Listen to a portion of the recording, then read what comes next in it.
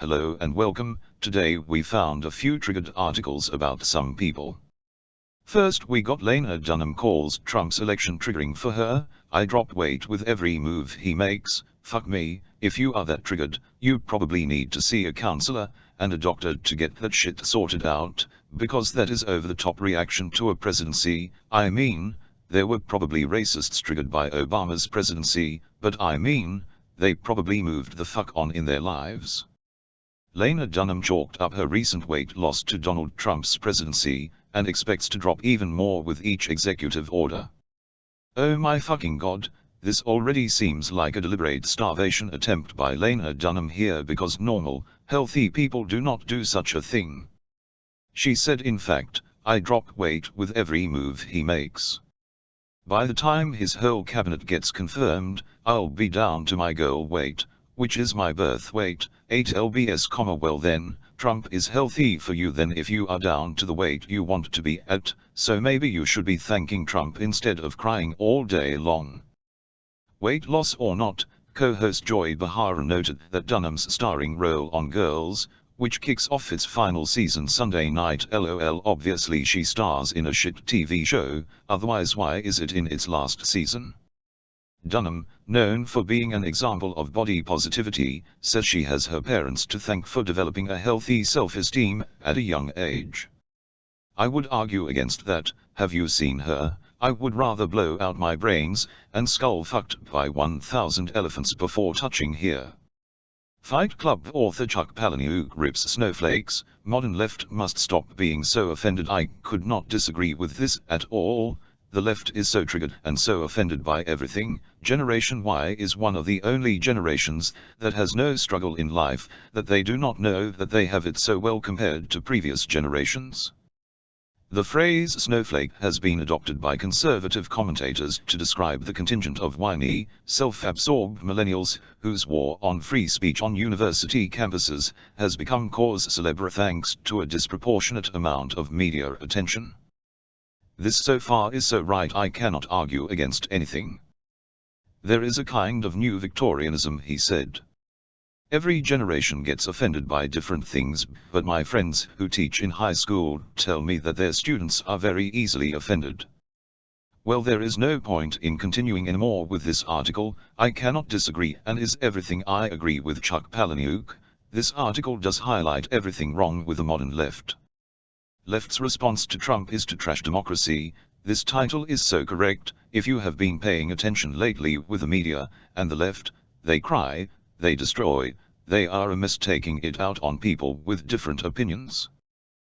The protests against Donald Trump are so extreme that it's clear what's got many on the left so mad. It's democracy. They hate it. This is the most frightening thing about the campaign to stop the new US president from doing just what voters elected him to do. Because of these protests, more people like Trump will arise and take hold of the presidency until the left can start to argue again, which they will never be able to do because their ideas are retarded as fuck. The Sydney Morning Herald contributed 4 ways they can get rid of Donald Trump sooner rather than later, which included this astonishing line: the fourth possibility is one that until recently I would have said was unthinkable in the United States of America, a military coup. Oh dear God, Sydney, you do not understand the US people. There would have to be a pretty serious situation for a military coup, but also, the military coup would be countered by a counter coup and restore Trump back into office. This situation would also weaken the US and invite challenges to the US and possibly lead to war with other nations because of it. RootsAction.org has 500,000 signatures on a petition to impeach Trump. Change.org has 200,000. I think you would need over half of the US population in the majority of states to sign these petitions for it to work or have any form of effect on the US population. It got worse. Hillary Clinton, the Democrat defeated in the election, sent a tweet saying, "I stand with the people demonstrating against Trump." Obama issued a statement just a week after leaving the presidency, saying he fundamentally disagrees with Trump's ban. That is funny because Obama did that to Iran back in 2013, and these countries were listed by Obama last year under his terror hotbeds, so that is typical of him and fundamentally wrong of him to say such a statement. The result is that democracy is being trashed. The next article, How the Left Can Win the Culture War, Abandon Their Tactics. The culture war has turned from cold to hot in the past month on college campuses, all because of Milo Yiannopoulos, a subpar provocateur whose performance art consists of deportation jokes. Well, I would argue against that, because it is not just Milo, it is every person that disagrees with the left and mainstream, including YouTubers such as Sargon, Computing Forever, Independent Man, The Rubin Report, and many others who gather facts and other information and put it forward. College is a formative time for anyone, and an interesting time for those who are politically conservative. It means years spent in close quarters, with people likely to be several degrees more liberal. Well, the problem with this is that it has also been more violent than before. The left hates conservatives because they can outthink and outperform the left at every point, because the left is so out of control with their thinking that they say words are as violent as actions, which is obviously bullshit because people can get past words, they cannot get past a coma or physical harm. Many on the modern left, even if acknowledging that this is not right, shed few tears for conservatives who are victims of harassment campaigns like this.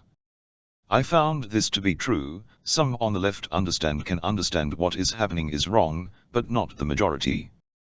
I highly doubt that it is a fairly easy course or degrees to get for them, as most lecturers are on the left and will give people on the right a harder time than students on the left. Republicans are not white supremacists.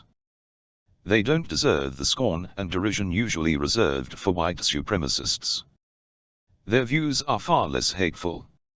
Something that we agree on: not every Republican is racist, sexist, homophobic, transphobic, etc., etc., most are not, but unfortunately there are a few that are, and that cannot change. Thank you for watching and see you next time.